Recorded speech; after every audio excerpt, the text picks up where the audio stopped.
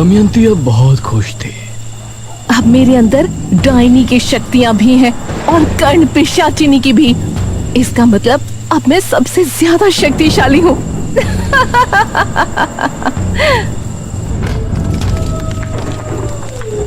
दमयंती ने राक्षसी देवी को प्रणाम किया और फिर राजा भीम सिंह के महल की तरफ चली गई।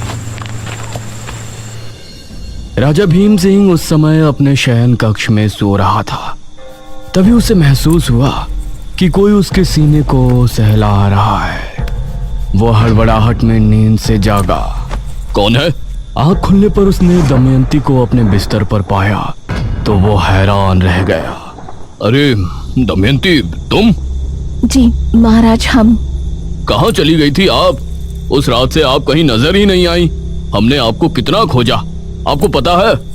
महाराज, आपने हमारे साथ जो किया उससे हमें बहुत बुरा लगा था, लेकिन बाद में हमने सोचा कि आपने हम पर इतनी दया की थी, हमें अपने महल में जगह दी थी।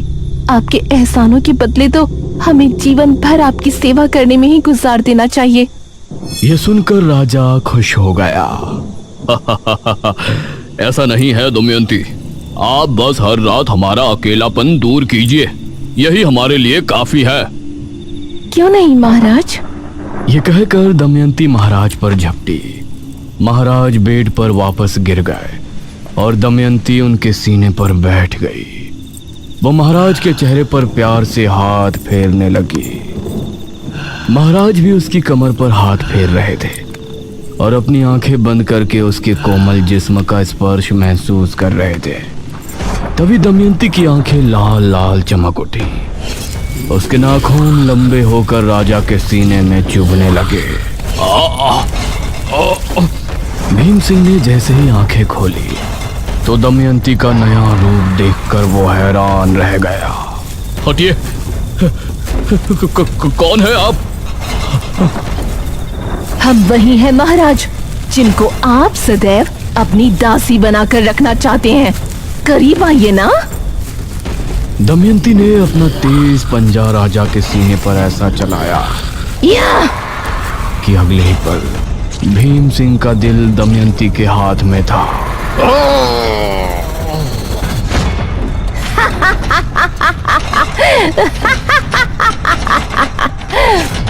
राजा भीम सिंह को खत्म कर दमयंती खिड़की से बाहर कूद गई और बिजली की रफ्तार से वहां से भाग निकली। वो अब बहुत खुश थी। उसके बाद वो सीधा अपने माँ बाप के पास पहुंची।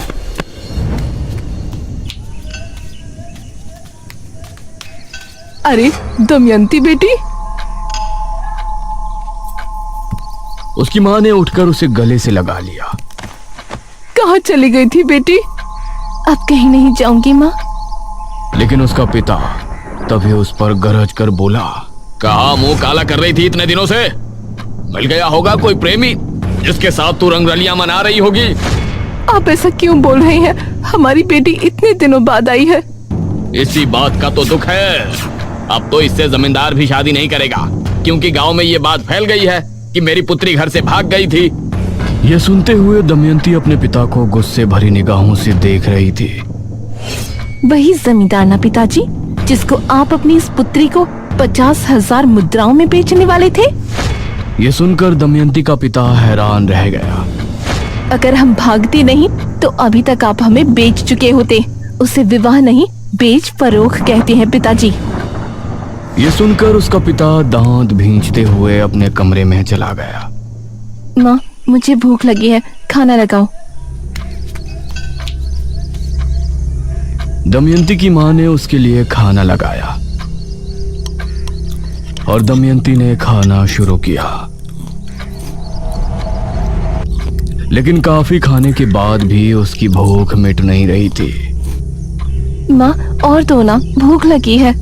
बेटी, तुम 8 रोटी खा चुकी हो, अभी तक तुम्हारी भूख शांत नहीं हुई। ये सुनकर दमयंती को भी बहुत अजीब लगा, क्योंकि इस बात पर उसने भी ध्यान नहीं दिया था। कोई बात नहीं बेटी, मैं अभी बनाती हूँ, रुक। दमयंती की माँ ने उसके लिए 4 रोटियां और डाली, लेकिन उन्हें खाने के बाद भी दमयंती की भूख शांत नहीं हो रही थी। ठीक है माँ, मैं सोने जा रही हूँ।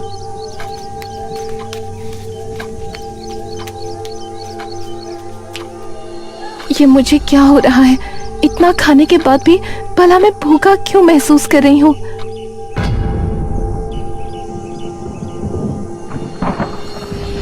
आधी रात का पहर था।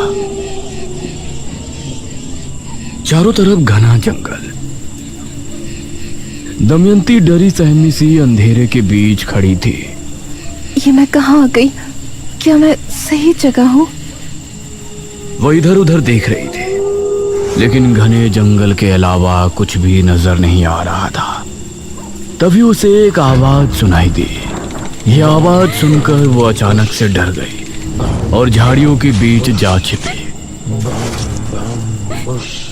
उसने देखा कि 4 आदमी कंधे पर एक ताबूत उठाए आगे बढ़ रहे हैं और उन्हें पहचानते ही वो बेहद डर गई। हे काली दुनिया की देवी, मुझे बचा लीजिए। वो चारों दमयंती के जितना करीब आ रहे थे, उसके दिल में खौफ और भी ज्यादा बढ़ता जा रहा था। वो उस तक पहुंचने ही वाले थे, तभी अचानक उसे झटका लगा। उसने पाया कि वो जमीन पर पड़ी है, क्योंकि वो तभी खाट से नीचे गिरी थी। ये भी स्वप्न था?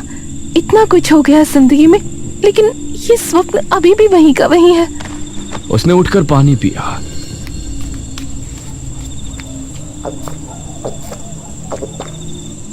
लेकिन उसकी प्यास और ज्यादा बढ़ गई। ये क्या हो रहा है मुझे? उसके शरीर में सिहरन होने लगी थी और उसकी आंखें अपने आप ही लाल होने लगी थी। वो उसी समय जंगल की तरफ भाग निकली। उसके नाखून लंबे हो गए और वो बहुत गर्मी महसूस करने लगी। उसकी चमड़ी भी भयानक हो गई थी। ये मुझे क्या हो रहा है? तभी उसे एक अक्स दिखाई दिया, जो कि तांत्रिका का था।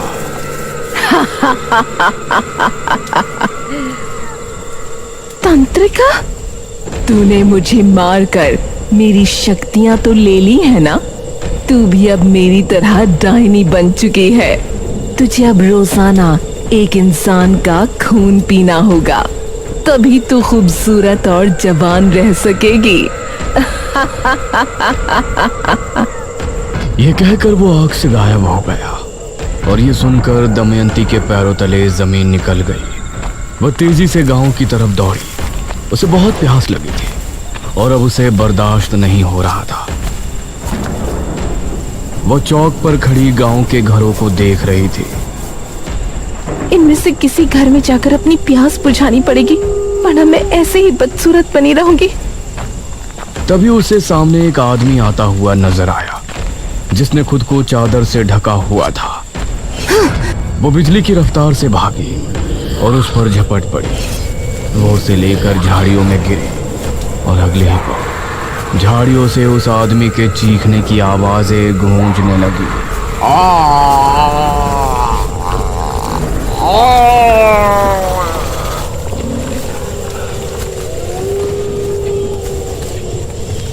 काफी देर बाद दमयंती उस आदमी से अलग हुई। अब उसका शरीर फिर से इंसानों के जैसा हो गया था। उसकी आंखें, उसके नाखून सब पहले जैसे हो गए थे और अब वो खूबसूरत दिख रही थी। अब मुझे घर चलना चाहिए, कहीं माँ ने देख लिया तो सदमे में चली जाएगी। वो उसी समय वहां से भागी और घर पहुंचकर आराम से सो गई। अब उसकी प्यास बुझने के बाद उसे चैन की नींद आ गई थी।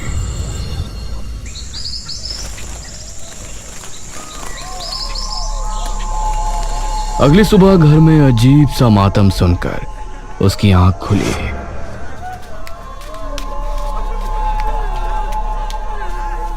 वो कमरे से निकली तो उसके घर के बाहर कुछ लोग जमा थे। उसके पिता की लाश जमीन पर पड़ी थी और उसकी माँ वहीं खड़ी आंसू बहा रही थी। ये क्या? ये कैसे हुआ? जरूर इस पर किसी जानवर ने हमला किया होगा। पूरे शरीर से खून गायब है। उसने देखा कि उसके पिता के लाश के पास वही चादर पड़ी थी जो उस आदमी ने ओढ़ी थी, जिसका शिकार उसने पिछली रात को किया था। यह जानकर उसके पैरों तले जमीन निकल गई कि उसने अपने ही पिता को मार दिया था। उसके पिता का अंतिम संस्कार किया गया और अपनी माँ को सफेद साड़ी में देखकर उसे बहुत बुरा लग रहा था, लेकिन अब जो हो गया था उसे बदला नहीं जा सकता था। वह हर रात को एक मर्द का खून पीने जाती और उसकी सुंदरता निखरती जाती। जो भी लड़का उसे पसंद करता वो उसी को अपना शिकार बनाती, क्योंकि उसको मर्द के नाम से ही नफरत हो गई थी। इसी तरह 40 साल और गुजर गए और अब उसकी माँ भी बूढ़ी होकर खत्म हो गई। गांव के लोग उसके बारे में तरह तरह की बातें करने लगे थे, क्योंकि वो 75 साल की होने के बाद भी बूढ़ी नहीं हो रही थी। लोग उसके करीब जाने तक से डरने लगे थे और इसी तरह से 23 साल और निकल गए। एक रात इसी तरह से वो अपना शिकार करके घर लौटी तो उसको अपने शरीर में अजीब सी सिहरन महसूस होने लगी। ये मुझे क्या हो रहा है? तभी उसे काली दुनिया की देवी की आवाज सुनाई दी। दमयंती, तुम्हारी आयु अब 98 साल 6 माह हो गई है। तुम्हारे पास अब 18 माह का समय है। 18 माह? मतलब 100 वर्ष की आयु होने के बाद 15 माह के बाद तुम एकदम बूढ़ी हो जाओगी और उसके बाद कुछ ही महीनों में तुम्हारी मौत हो जाएगी। ये सुनकर दमयंती के पैरों तले जमीन निकल गई। लेकिन मैं कैसे मर सकती हूँ? मैं तो बहुत शक्तिशाली हूँ। डायनी योनि का एक नियम होता है। आयु के 100 वर्ष पूर्ण होने के बाद वो किसी भी इंसान का खून नहीं पी सकती, न ही किसी मनुष्य का शिकार कर सकती है। उस समय उसे एक क्रिया करनी होती है जिसमें उसको जिंदा मनुष्य नहीं बल्कि 11 मुर्दों का खून पीना पड़ता है, और ये क्रिया 100 वर्ष की आयु होने के 55 दिनों के भीतर करनी पड़ती है, अन्यथा 56वें दिन उसकी मृत्यु हो जाएगी। लेकिन जब मैं किसी मनुष्य को मार ही नहीं सकती और जिंदा मनुष्य का खून पी नहीं सकती तो इस क्रिया को करूंगी कैसे? वो तुमको करना है। कैसे करना है ये सब तुमको देखना है, लेकिन उस क्रिया को करने के बाद ही तुम्हारी आयु 1000 साल बढ़ जाएगी, अन्यथा तुम्हारा अंत हो जाएगा। ये सुनकर दमयंती को कुछ भी समझ नहीं आया कि वो आगे क्या करे। इस तरह बेरमपुर में राजा विश्वजीत के प्रजाजन महामारी से जूझ रहे थे। महाराज, नगर में फैली महामारी अब और बढ़ चुकी है। अब इससे नहीं निपटा गया तो राज्य पूरी तरह से तबाह बर्बाद हो जाएगा। इस महामारी से निपटने का बंदोबस्त हम अवश्य करेंगे मंत्री जी। उसी समय एक आदमी वहां पहुंचा। महाराज की जय हो। जी, कौन है आप? महाराज, हम आपके पड़ोसी राज्य बल्लभगढ़ के राजा इंद्रसेन के दूत हैं। उन्होंने आपको शीघ्र ही मिलने बुलाया है। उनका कहना है कि आपके राज्य पर जो संकट आया है उससे निपटने में वो आपकी सहायता करना चाहते हैं। पिताश्री, हमें नहीं लगता कि वो हमारी इस महामारी से निपटने में कोई सहायता कर सकते हैं। हमें स्वयं ही कुछ करना पड़ेगा। समस्या गंभीर है राजकुमारी, हमें एक बार अवश्य ही उनसे मिलना चाहिए। हम आज रात ही उनके राज्य के लिए निकलते हैं। ठीक है पिताश्री, इस महामारी का जो भी हल निकले आप शीघ्र ही वापस आने की कोशिश करें, क्योंकि अगर आप इस बीमारी का इलाज नहीं ढूंढ पाए तो हमें ही कुछ करना होगा। अवश्य राजकुमारी। उसके बाद महाराज विश्वजीत सेनापति के साथ महल से निकले थे और फिर रास्ते में उनको एक सुंदर कन्या मिली, जो कोई और नहीं बल्कि दमयंती ही थी। दमयंती राजा विश्वजीत को किस तरह मिली और कैसे उसने राजा विश्वजीत को अपने प्रेम जाल में फंसाकर अपने 11 मुर्दों के खून पीने वाली क्रिया को अंजाम दिया, ये सब आप पिछले भाग में देख चुके थे। अंत में राजकुमारी मेघालय ने दमयंती पर हमला करके उसकी क्रिया भंग की थी और फिर दमयंती के शरीर वापस शक्ति पाने से पहले राज्य की सेना ने दमयंती को एक गुफा में बंद कर दिया था। कहा गया था कि अगर राजकुमारी मेघालय के कदम उस गुफा पर पड़ेंगे तो दमयंती जिंदा हो सकती है। और 6वें भाग में आपने देखा कि राजकुमारी मेघालय जो इस जन्म में मेघना है, उसने अपने पिछले जन्म के पिता की लाश को एक गुफा से ढूंढकर निशिरमोलों के हवाले कर दिया था।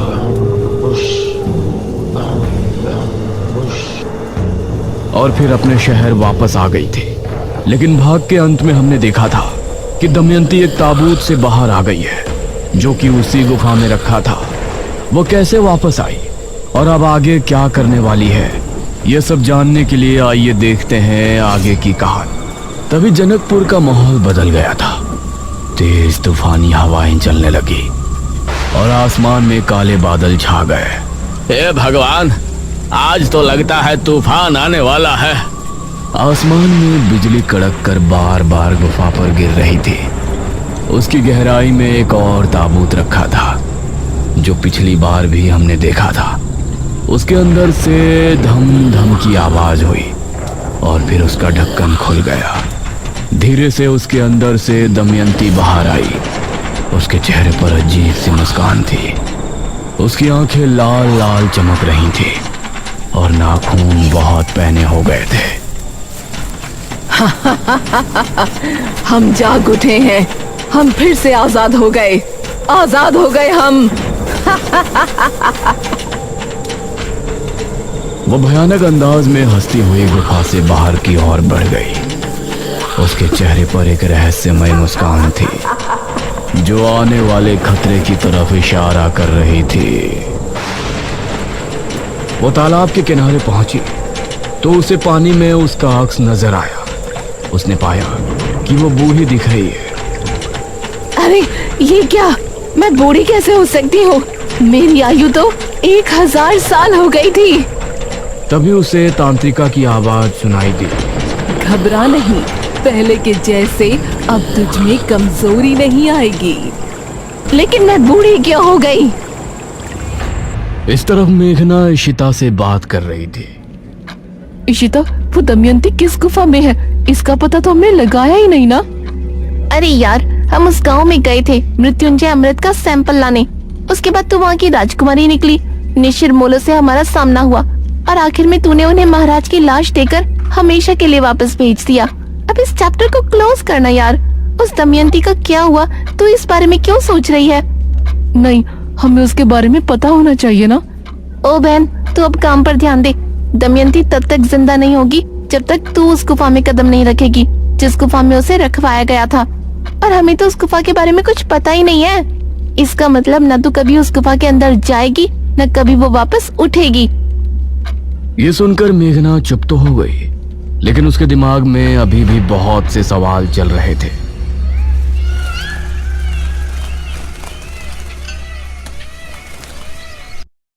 वहीं बेरमपुर में अनुज अपने घर पर बैठा हुआ था। अरे खाना खाएगा या नहीं? कब से इसी सोफे पर चिपक के बैठा है? माँ, मुझे भूख नहीं लग रही है। जब लगेगी तो खा लूंगा ना, आप खा लो। अब उन्हें कैसे बताऊं कि मुझे मेघना की याद आ रही है। इससे अच्छा तो निशिर मोलो कभी इस गांव से जाते ही नहीं। मेघना यहाँ मेरे साथ तो रहती।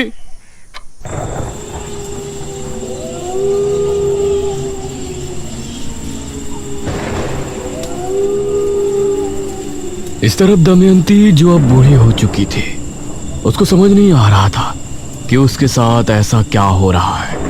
तभी उसे एक आवाज सुनाई दी और उसने आसमान में देखा। अरे ये क्या चीज है जो आसमान में उड़ रही है?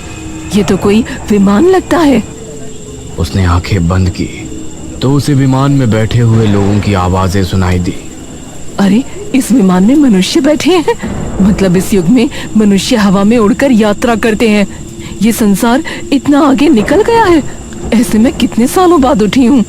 कहीं मेरे 1000 वर्ष पूरे तो नहीं हो गए। तभी उसे जोरों की प्यास लगने लगी। बहुत प्यास लगी है, कोई शिकार ढूंढना पड़ेगा। वो अब गांव की तरफ बढ़ गई। जनकपुरी में सभी गांव के लोग अपने अपने घरों में घुस गए थे। इस तरह का तूफान तो जनकपुरी में कभी नहीं आया। इतनी तेज हवा, कहीं घर की छत छप्पर ना उड़ जाए। जहां सभी गांव के लोग घरों में घुस चुके थे, वहीं कोई था जो कि अभी भी गलियों में भटक रहा था। बड़े दिनों के बाद चोरी करने का प्लान बना था। इस कमबख्त तूफान ने सब खराब कर दिया। अब तो घरों में सभी लोग जाग रहे होंगे, चोरी भी नहीं कर पाऊंगा। तभी उसे सामने से दमयंती आती हुई नजर आई। अरे ये बूढ़ी कौन है? वो आदमी कुछ कदम बढ़ाकर दमयंती के पास पहुंचा। दमयंती उसको ऊपर से नीचे तक देखने लगी। इसने कितने विचित्र वस्त्र पहने हैं। शायद इस जमाने के लोग यही पहनते हैं। अरे अम्मा, इतने तूफान में कहाँ जा रही हो? घर चली जाओ। इसको सुनसान जगह ले जाकर इसी का शिकार कर लेती हूँ। बेटा, मैं अपने घर ही जा रही थी। अपनी पुत्री से भेंट करके आ रही हूँ। भेंट करके? वो क्या होता है? अब मतलब मिलकर आ रही हूँ बेटा, लेकिन अब चला नहीं जा रहा। कोई बात नहीं अम्मा जी, आओ, मैं आपको घर छोड़ देता हूँ। आइए, मेरी पीठ पर चढ़ जाइए। उस आदमी ने दमयंती को अपनी पीठ पर बैठा लिया और आगे बढ़ गया।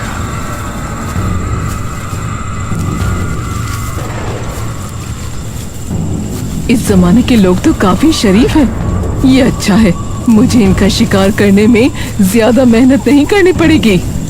तभी वो आदमी मन में सोचने लगा, इस बुढ़िया के घर में कोई नहीं रहता होगा, तभी तो अकेली आ रही है। अब इसके घर जाऊंगा और फिर इसे मौत के घाट उतारकर इसका सारा धन लूट कर रफू चक्कर हो जाऊंगा। उस आदमी के मन की बात दमयंती ने सुन ली और उसे गुस्सा आ गया। उसने अपने हाथों को उसकी गर्दन पर जकड़ लिया।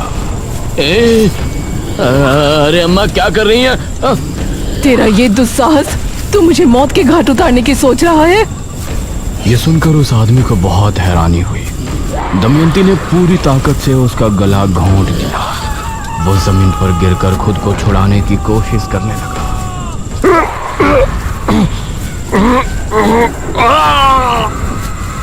उसकी चीख सुनकर आसपास पेड़ों पर बैठे पक्षी फड़फड़ाते हुए फिजा में उड़ गए। दमयंती उसे पूरी तरह से खाली करके उठ खड़ी हुई। अब सुकून मिल रहा है। तभी उसका शरीर ठंडा पड़ने लगा। अब ये क्या हो रहा है? तभी उसके शरीर की रंगत बिखरने लगी। उसके बाल भी काले घने हो गए। देखते ही देखते वो पूरी तरह से जवान और खूबसूरत हो गई। उसने अपने चेहरे पर हाथ फेरा तो अपनी खूबसूरती को वापस पाकर उसे बहुत खुशी हुई। मतलब मैं बूढ़ी सिर्फ इस वजह से हुई थी कि मैंने पिछले कई वर्षों से खून नहीं पिया था। इसका मतलब मेरी जिंदगी के 1000 वर्ष पूरे नहीं हुए। अब मैं राजकुमारी मेघालय से अपने साथ हुई सभी धोखेबाजी का बदला लूंगी। मार दूंगी उसको चारों तरफ से, मार दूंगी उसको चारों तरफ, तबाही मचा दूंगी। दमयंती आगे क्या करने वाली है? वो अचानक कैसे आजाद हो गई? क्या अब मेघना की जिंदगी में खतरा और ज्यादा बढ़ गया है? अनुज मेघना को पसंद करने लगा है। क्या होगा इसकी प्रेम कहानी में? बने रहिए हमारे साथ इस रोमांचक और डरावनी कहानी के अगले भाग ताबूत पार्ट 9 में भी, सिर्फ और सिर्फ स्कल टाउन्स यूट्यूब चैनल पर।